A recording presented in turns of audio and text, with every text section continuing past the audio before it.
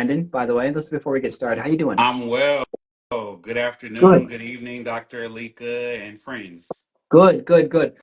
Okay, so hey everyone, I'm Dr. Alika, and I've got my friend here, Brandon, who is going to be answering any and all of your personal injury questions. Now, I'm a chiropractor, so I get lots of questions as far as what to do if you've been injured in an accident and how to take care of your injuries. But there's a whole nother world of personal injury that can be so frustrating to so many people, and most folks don't know what to do. So that's why I have my friend here, Brandon, who's going to help answer the question. So, Brandon, if you could just take a few moments, tell everybody about yourself.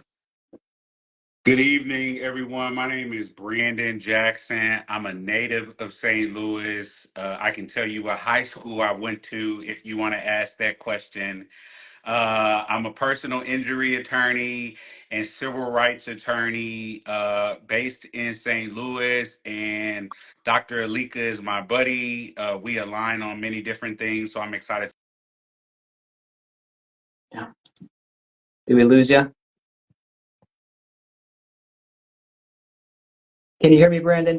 Just want to make sure I can hear you. It looks like you cut out for a little bit. Sorry about that. I got a call, but I put on the do not disturb. Okay.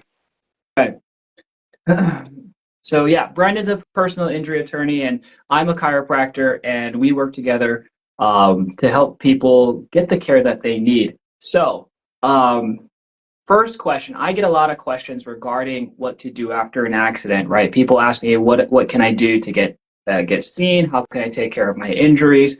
But I also get questions regarding what to do in regards to insurance, in regards to police and claims and attorneys and all that stuff. So, in a nutshell, Brandon, I want you to tell, not from the medical perspective, what am I supposed to do if I've been in a car accident?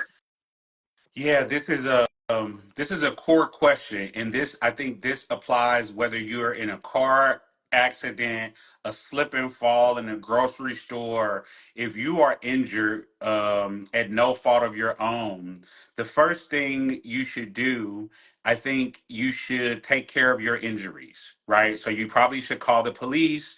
Let's imagine you're in a car accident. You should call the police and you should make sure that the police document the actual accident, how the accident occurred. And on a police report, one of the things that we count on police to do is to place one of the drivers at fault. And so, one of the benefits of calling the police is so there is a neutral third party who can attest to how the accident happened and, if necessary, place one of the parties at fault. So, step one, call the police, make sure that they do a report. Sometimes police tell you that they are busy, that they cannot come out. In those instances, you want to insist to the best of your ability that someone comes out and on the phone with them, because this is a recorded phone call, describe how this process happened from your perspective. Okay. The second thing you want to do, or maybe even sometimes the first thing, is you want to call an attorney to get a sense on what your rights may be. Whenever you have a car crash or a slip and fall, it begins an adversarial process where you will begin talking to people. They will be recording your phone calls. And so it helps to talk to an attorney to sort of understand the legal lay of the land before you start talking to folks and having them record phone calls. Pardon me. Absolutely. Absolutely. I like how you mentioned if the accident or the injury was no fault of your own and to call the police because I've been in accidents myself, but I've even witnessed accidents that I also called so they have some sort of documentation or some sort of thing so they can have my use my phone call as perhaps a witness testimony if it ever came down to it. So this can be for anyone. If you've seen an accident or been in an accident, especially if you've been in an accident, you want to make sure those things get documented. Yep.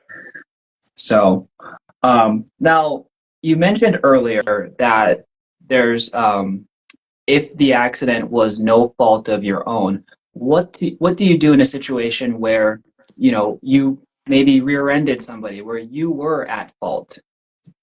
Yeah, I mean, I think whether you're at fault or even if you're not at fault, the same rules apply, right? You want to call the police, you want to get them to document the accident as much as possible. You also want to call an attorney because even if the accident is your fault, you want to understand some of the potential consequences of your actions, right? Is your Mhm. insurance going to go up? And we can talk more about insurance later. Might you get any points on your license, or might your license be suspended for some reason? So again, talking to an attorney, and I think a good ethical attorney won't charge you to have this conversation. So call an attorney that you trust, tell them what happened, and get some advice before you go to other people and start talking.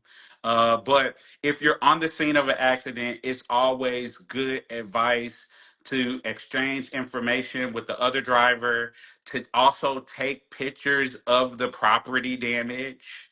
Okay.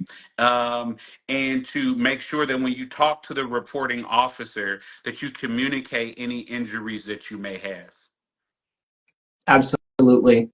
Um, One thing I was told when I got into my when I was told about when I call for after an accident is to when you're on the phone is to let the dispatcher know if the scene is safe. That's another thing.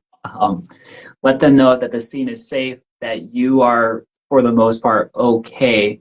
Um, and then even asking when you're on the phone with the dispatchers, like send an ambulance, send a police officer or something like that. They definitely listen to those things as well. Hmm. um, Now you kind of went into my next question. How will an attorney help me after an accident? What is your job to help your client? Yeah, this is I think really important. Okay. So as an attorney, as a personal injury attorney, there are a number of services I provide. The first service is you have someone who can deal with this issue for you. Okay. There are correspondences that need to be written. There's information that needs to be exchanged, etc. And when you're trying to go back and forth from work or, put dinner on the table and keep your life going, having someone whose job it is to handle all of this for you, I think is a tremendous service. But in addition to that, we do a lot of other things. So, one of the things that we help clients do is we help them navigate their life after an accident. So, we're going to help you find medical treatment. Okay. We're going to help you find um, different resources.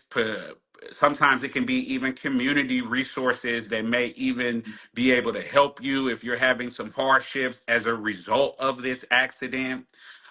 We can put you in touch with medical providers like Dr. Alika, who we trust, folks who we have relationships with, right? Because we see a lot of injured people and we have the benefit of knowing folks' reputation in the community. And so if there's a doctor who has a bad reputation, or if there is a medical provider who has a reputation for not treating folks well, we can steer clients away from those people. But most importantly, I think, is you have someone who understands the value of what happened to you and who can argue and advocate on your behalf to an insurance company whose sole job it is to diminish that value and to treat you as though you are just another number. Absolutely. That right there hit the nail on the head, and it's important to have a good attorney that you trust, who you know is gonna understand the value and argue for that value, so that you get everything that you are entitled to if you've ever been injured in an accident. So, which leads me to my next question, Brandon. What are the things that I could be entitled to that go outside of my medical care and my property damage in the event of an accident? That's a good question. So when you have a car accident, there's primarily two separate claims going on. There's a if you're injured, there's a personal injury claim. Okay. If your property is damaged, if your car is damaged, then there's also a property damage claim. What folks I think need to understand is that the property damage portion of the claim includes more than just your car, right? So it can include items that are within your car. I've had cases where individuals have been transporting a pet, for example. In the eyes of the law, a pet is considered property. Okay. But let's focus on the injury claim. On the injury claim, this includes more than bodily injury, it also includes mental trauma. Right. And so I have a client, for example, I was talking to today. Because of the incident that he went through, it has required him to get some mental health treatment. He's not physically injured, but he suffered a traumatic experience, and I was able to help navigate him to a doctor to provide some relief and support for him as he seeks to heal from that trauma. Yeah, that's wonderful. Um, Now, I don't know if it's true, but the last when I was in my first car accident, I might have told you about it, or I've told this story before. But 6 years ago, I was driving down Highway 44, and when they were doing rebuilding that on ramp right at Shrewsbury, Mhm. and as I was rounding that corner, I hit a large piece of equipment that came flying off of a semi truck in front of me. So pretty nasty accident. But one thing someone told me after the accident was that if I needed to catch an Uber, if I needed to DoorDash any food or have my groceries delivered because I didn't have a vehicle, I'm also entitled to that as a result of an accident as well. Yes, certainly. You can, when you submit your personal injury claim, you have economic damages, which are things that dollar for dollar, right? So if you have lost wages and you lost $100, you can make a claim that you're entitled to that $100 back. But then there's also what we refer to as non-economic damages. You've probably heard the term pain and suffering, Absolutely. right? And so pain and suffering shows up in a lot of different ways. It shows up as having to order an Uber because you can't get back and forth to the grocery store like you used to. It shows up as, having to order a Lyft to get to the airport to make your flight because you can no longer drive, right? And so adding up those receipts, I think a good attorney can help you collect the documentation you need to impress upon an insurance company the sort of fullness of the loss that you suffered as a result of someone else. Yeah. Um, Opposite to what you are entitled to, what are some things that you've experienced that people try to get paid for that they aren't necessarily entitled to? Yeah, yeah. So one of the things, or a few of the things that we see insurance companies fighting against, insurance companies fight against what they consider pre-existing injuries. Okay. So if you've been going to the doctor for 5 years complaining about your right knee, and after the accident you go to the doctor and you're still complaining about your right knee, you better believe an insurance company is going to take the Mhm. position that that injury is not related. Similarly, if you complain about lost wages from a job where you are not paying taxes, let's imagine you have a side hustle out of your Mhm. house, you're doing hair or something like that, and it is not a legitimate business where you are paying taxes to the government, an insurance company will also push back on that, right? But most importantly, and I think this is the role of a good attorney, is sometimes, Dr. Alika, there's not insurance, right? Hmm. And so we have to talk about what happens when someone injures you, but they don't have insurance to cover it. Sometimes, even things that are compensable, like your injuries, you may not be able to recover or get any money as a result of that because there's no insurance. And so, another one of my jobs as the personal injury attorney is to look for Yeah, insurance, right? And if you have substantial injuries, to try my best to find avenues to find the coverage that can compensate you for your injuries and, if need be, future medical treatment. absolutely. I like that you mentioned pre-existing conditions.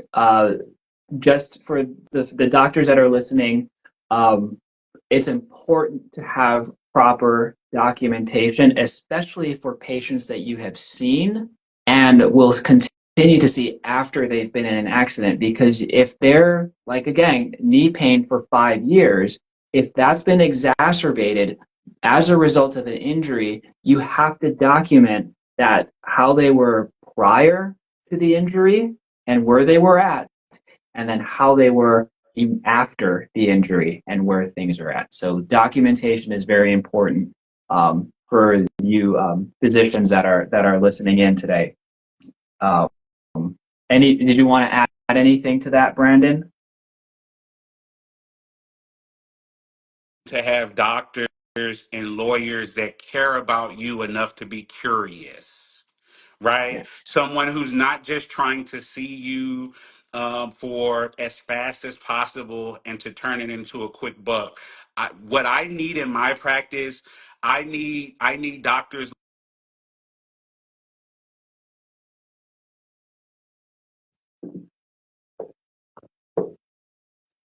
did we lose you, Brandon? Testing. Am I Uh, here? yeah, you're here. You're here. Did you get another phone So call? yeah, sorry about that. That's all But right. what I was saying is we need doctors like you who are curious to ask their patients, how is the right knee pain that you're experiencing now different? How is Hmm. it impacting your life differently? Previously, you had right knee pain and you could go to the grocery store. Now you can't walk, Yeah, right? And so help me understand those differences. And then it's my job to take those records and then argue on your behalf. absolutely.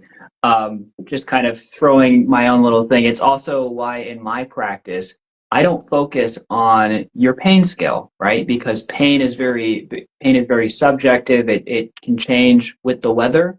So we focus on a structure and a function sort of standpoint. How are you moving? What activities are you able to do? Energy levels and those sorts of things with treatment. That way I am able to document your ability to function and through your activities of daily living. All right. Um, let's see. You mentioned a lot about insurance, and that's the really, the I word. People get really scared on that thing. So just kind of give us a rundown of what is going to happen with the insurance. Yeah, so when there are a lot of questions that I see about insurance. And here, I guess some general thoughts. I'm just sort of coming off the dome Yeah, here, because I right? think we're gonna have to Yeah. continue this insurance part piece next another time. But yeah, just give us a general overview of what happens with the insurance. So the first thing, and I think this is also my job as your attorney, is to help you understand insurance, right? There is a tremendous amount of, I think, misinformation about insurance and about how insurance policies work. We still hear people referring to things like quote unquote full coverage, and that's just Mhm. not a real thing, right? And so, I think that one of the major jobs of a personal injury attorney is to help you understand your coverage and all of the coverage that's available. That said, I think another question that folks have is, if I make an insurance claim, will my rates go up? I Right? hear that all the time. Will my rates go up? And when I hear that, there are a few things that I say. The first thing that I say is, I don't know one person who's had the same insurance company over any period of time and their insurance went down. I only know insurance to go up. I mean, if you have a policy and your policy went down, God bless you, but you are in the minority. When you Mhm. purchase insurance, you are purchasing a bundle of benefits for a limited amount of time. So when I go purchase auto insurance, for example, when I call Progressive or State Farm, I'm buying a bundle of benefits usually for 6 months. Okay. At the end of that 6 months, State Farm, Progressive, USAA, they can decide on their own to take my rates up. I am not entitled to pay the same insurance premium forever for the remainder of my life. And so when I hear folks who are afraid to use their insurance for fear that their premiums may go up, my first response is it's going to go up anyway. Mhm. Okay. My second response is if someone else is at fault, then we will probably will not use your insurance. Okay. So your insurance may not even come into play.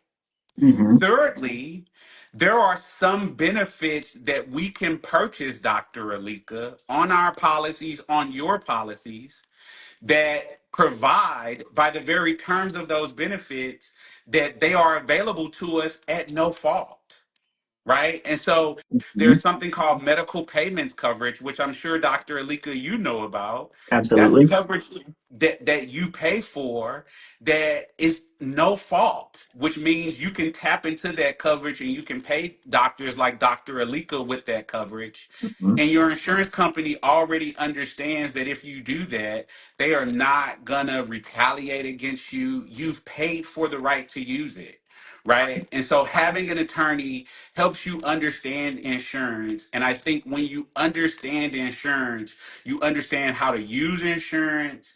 And more importantly, you understand that if I'm paying for it, I'm going to use it. Absolutely. Absolutely. Especially with the med pay. That money exists whether you cause the accident, whether someone was your that money exists. It's like a little HSA or FSA fund. The money's just there. So, It's and you've there, already paid into it. You just use it. it's yours, and Um, you pay for yeah, it. And it can help you. You know, we talked earlier in the conversation, Dr. Alika, about having to maybe use an Uber yeah, for a while, right? What if you got $1,000 or $5,000 on your insurance policy that you've already paid for? yeah, To be afraid to use that doesn't make any sense. But having an attorney who can explain this to you, and I think more importantly, I don't take a fee on MedPay, yeah. Dr. Alika, Hmm. right? So if a client has $1,000 in MedPay, I simply collect that for them. I don't even take any money out of it. I just pass it Hmm. right to them. So you got to find doctors and lawyers that you trust to help you understand some of this stuff, I think. Yeah. Um, One thing, just we'll make this the last bit. I just wanted to add that the insurance, your insurance rates are going to go up, of course, as as you increase your lifestyles and all of that. Your insurance rates, you're going to want your insurance rates to go up because you're going to want more coverage. However, they won't go up because you use your insurance benefits. They'll go up because you're maybe a liability. You know, if you have a driving record or if you cause the accident, perhaps they may go up in that sense. But if you were injured in an accident, they shouldn't go up because of that. Am I correct in That's saying cor- that? that's correct. I mean, your insurance, the rate of your insurance depends on a number of factors, including your past driving history, the driving history of individuals in your household, your zip code, what kind of car you drive, what kind of dog you have, right? There are so many other variables that go into um, what you pay. I think my major point is you've paid for these benefits. Okay. If you are injured, Dr. Alika, sometimes we don't understand the fullness of our injuries in the moment. If we break a bone, and it takes 6 months for that bone to heal, for example, we may not also understand that we may, you know, face some arthritis in the future for that, right? And so it's helpful to understand the fullness of coverage that's available so that you can be fully compensated for your injuries. Absolutely. That's a whole nother can of worms that we probably have to go into next week. We're gonna wrap this up here. Brandon, how can we find you? Yeah, so I'm on the socials. You can follow me, you can call me 314-816-7585. You can reach out to Dr. Alika. He knows how to get in touch with me. I'm around. And I don't charge folks for personal injury consultation. So even if you have a quick question, please give me a call. Yeah. I will say this about Brandon. Brandon, I've worked with several personal injury attorneys. Brandon is the only one that came and stopped by my office to say hello and have a conversation about personal injury insurance, the type of people that we want to help, and the type of service community that we want to type of service that we want to provide to the community. So that if that doesn't speak volumes to the type of person that he is, I don't know what does. He is the only um, personal injury attorney that's actually come to the office and reached out to me and started the conversation. So that's wonderful right there. Thank you, Dr. Alika. And, So and can I say yeah. quickly, Dr. Alika and I, we are aligned insofar as we fight for the little guys. Okay, so his patients, my clients, are against big insurance companies and big corporations that have all the time, all the money, all the lawyers and legal team on their side. And so it's important for us to share this information with you guys. And I think Dr. Alika would agree with me that we're so passionate about this because we care about you guys and we want to help you guys against these Goliath of companies that you're up against. Yeah, absolutely.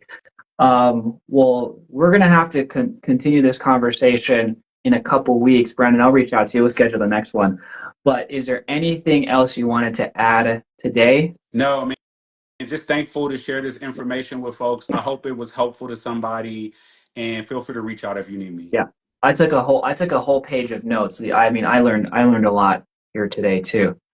Okay, so this will live on the page. So if you folks want to reference it and look back at it, it's going to live here on this page, so you guys can take a look at it. We'll get the recording and put it on YouTube or somewhere, someplace or the other. But if you have any questions, you can reach out to Brandon. If you've been in an accident or you know someone who's been in an accident and you need someone to talk to, or if you just have something that's on your mind that you need to figure out, give Brandon a call. Um, Obviously, if you've been in an accident, please, please, please don't hesitate to call my office. Um, I'm always trying to do some sort of thing for the community. And again, it costs nothing for you to just walk into the office and ask me a few questions if we want to get started, or um, if you think I might not be the right fit. That's okay with me. I'll get you to somebody who I think is going to take care of you. But it costs nothing to advocate for yourself and just ask a few questions. So, um, with that, I don't see any questions in the chat, but if anyone has any questions, you can always call. You can call Brandon. You can call my office, 314-502-7637. And I hope you guys have a wonderful day. Anything else, Brandon? Now that's it. Maybe one day we Okay. can learn about your volleyball Yeah. skills. We can